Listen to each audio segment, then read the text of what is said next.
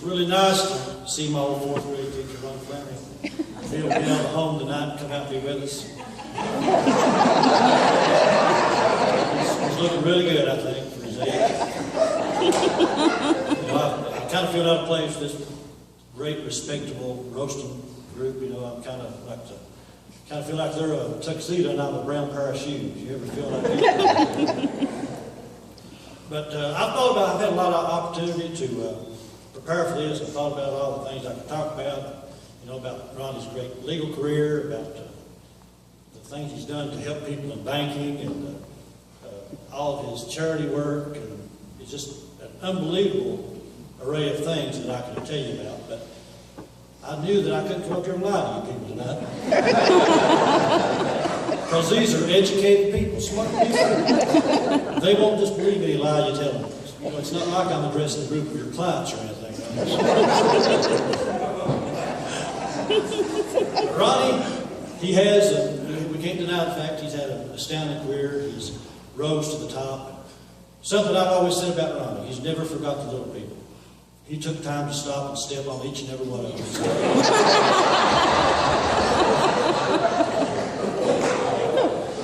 And Ron has helped a lot of young lawyers along. We've talked about that. He's helped them. And he's made some promising careers, but he's also destroyed some promising careers. One example is Adam Kinzer, by taking him into his practice. As you all know, his mother is Cynthia Kinzer, recently retired Chief Justice of the Virginia Supreme Court. You know, she has an astounding legal career. We're all very proud of her in the county. When Adam got out of college, he went to his mother and he was excited. And he said, "Mom, I'm going into practice with Ronnie Montgomery." She fell to her knees and there was great wailing and gnashing of teeth. You know, how can you do this to the Kinzer name? How can you go into practice with Ronnie Montgomery? How can that? I mean, I've all these years built this name up, climbed to the heights I've climbed to. Why could you have not gone into business with a competent attorney? And he said, "Mom, I tried, but Joe Wolf said there wasn't not enough room on his sign for another name."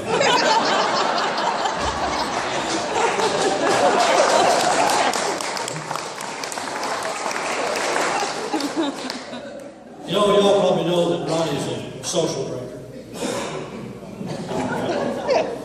And at one time it got a little out of control and Ronnie had to join Alcoholics Anonymous. He never stopped drinking, but every time he'd go into a bar, he'd use a different name. Speaking of that, a lawyer, a banker, and a farmer go into a bar, and the bartender says, "Hey, Ronnie, what do you have tonight?"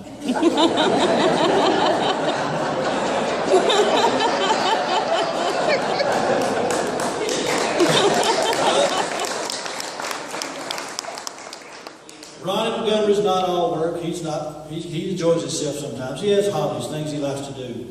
One of the things he really enjoys is something that he'll get up early in the morning on his days off and go up to the bank and pull some files and go out and spend the day foreclosing on widow women.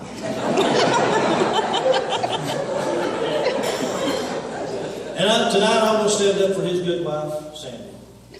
The rumor's been out there for years that Sandy picks out Ronnie's clothes. This is a scurrilous attack on this young lady. I did some checking on this, why Ronnie dresses the way he does. It seems when Ronnie was a young child, it was his dream to run away and join the circus and be a circus clown. Well, at a certain point in his life, he realized he was never going to attain that dream, but at least he could dress like a circus clown.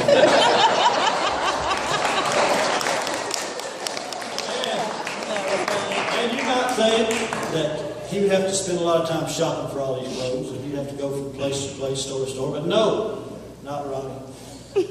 Ronnie bought all these clothes in one place. Many of you in here are too young to understand this, but he went to the estate sale of Spec Rose, who used to be on the board of He bought all his clothes at one time.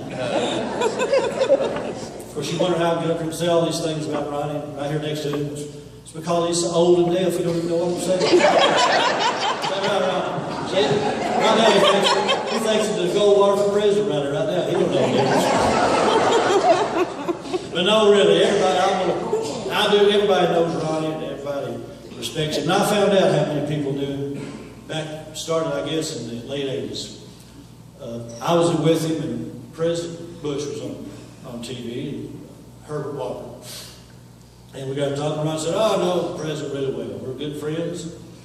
He thinks the world of me. And I said, well, Ronnie, I'm sure he's seen your name on a donation list or something, but I don't think he knows you that well. Oh, yes, he does. He says, why don't we fly up to Washington and I'll prove it to you. I said, okay, well, I don't know. Fine. So I'll fly up there with you. So he said, this is a short trip, so we'll take the cemetery plane. The gold digger, the grave digger 1. That's what it said. It's painted on the nose there, and it's snarling, and it's going to Washington. So we flew up, we go against the White House. Ronnie walks up and tells me he'd like to see the president. They said, sir, you can't see the president. He says, well, if you'll just get word to his private secretary that we're here, we'll get in to see him. So he does. They said, come on in, Mr. Montgomery. We go up to the White House and walk.